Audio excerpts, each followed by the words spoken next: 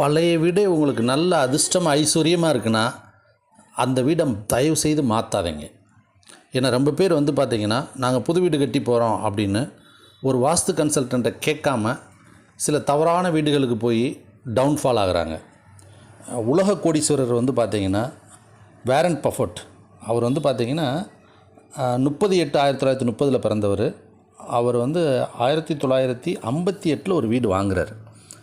அது சென்ட்ரல் ஒமேகாவில் நெப்ரஸ்காவில் வாங்குறார் ஒரு வீடு. அந்த வீடு வாங்கினது இன்றைக்கி வரைக்கும் அந்த வீட்டில் தான் இருக்கார். வீடை மாற்றவே இல்லை. அது வந்து பார்த்திங்கன்னா அவருக்கு அது ராசியாக இருக்கிறனால அந்த வீடை இன்றைக்கி வரைக்கும் மாற்றலை.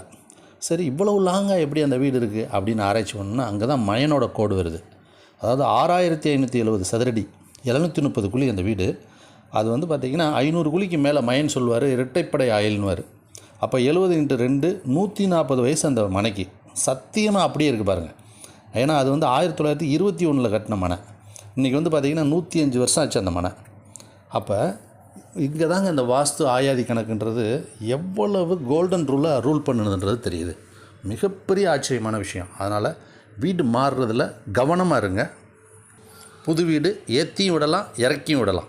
வாஸ்துவே சாஸ்வதம்.